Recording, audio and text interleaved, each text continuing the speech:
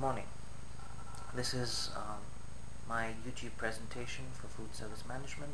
My name is taleyarkhan. I am pro-employee orientation. Well, let's begin.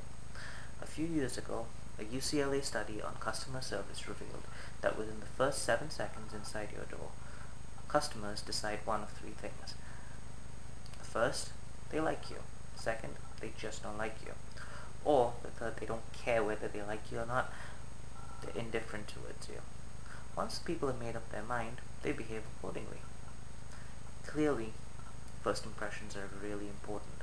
Therefore, shaping up your new employee's first impression is a matter of great importance, especially for your business. A well-planned and executed orientation is the best tool for this service. What's the point of an employee orientation? Well, let's see. Interpreting events and information is number one, and number two is deciding how to behave and respond to certain events. Alright? A good employee orientation, in other words, helps make everything more sensible. Yes, that would be the right word. When things make sense to us, we feel more confident, and confidence in turn leads to a positive attitude.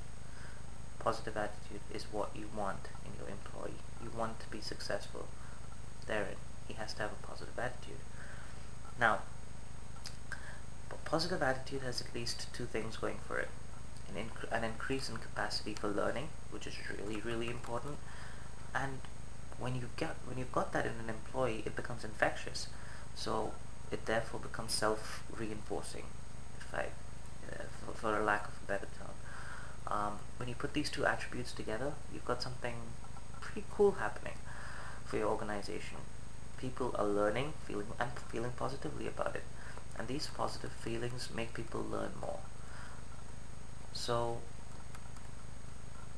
what exactly should your orientation cover? Well, you have to make people feel good about what they're doing. You have to make them feel wanted. You have to make them feel that they're in the right place. And how do you do it? Well, believe it or not, topics of orientation usually initiate a kind of positive learning cycle. That's pretty basic. I mean, you give them the history of your organization. If you've got some really good things going on for you, or you've had really good things going on for you in the past, tell it to them. These kind of philosophies and values and policies and safety protocols, well, they actually help the employee fit in the first place. You've got facility tours, you've got employee introductions, you've got job descriptions. Basically, you're giving them a layout of what they will be getting into. Alright, and you also have to make it, interesting, because number one, you want this guy to stay with you. He's passed the interview, etc. You want this guy to stay with you to help your organization grow. And the only way you're going to have to get your organization to grow is if your people grow with it. I mean, you can't move backwards, can you? Now, to use the organization to its greatest advantage, you need to focus on the how. Basically, you're looking at specific exercises to create a more meaningful and interactive orientation. Activities, team building activities, etc. That is part of orientation. You have to get people to feel as if, they can interact with each other outside of work as well as in work. If you do that while they're in work, it's not just going to be a passing hello, hi, without knowing the person's name. You'll actually know that person's name, and you'll be able to interact with them on a little bit more personal level. It's always helpful to think that an employee orientation is not so much as a one-time event, but as a process. And that process ideally begins with when the new employee enters the organization. For example, at the Oberoi group of hotels where I used to work, we set the following learning objectives for our orientation program, and well, it was pretty cool. We represent the organization, which was the Oberoi group of hotels. We had a huge history behind it. Basically, we tell that to the employee. On top of that, we identify and use communication channels properly. What I mean by that is the hierarchy, especially, like, for example, I'm in culinary, so you have to know the hierarchy of the kitchen. You have to know who the exec chef is, you have to know who the sous chef is, you have to know who the CDP is, you have to know who the junior CDP is, etc. I mean, you have to follow a certain protocol.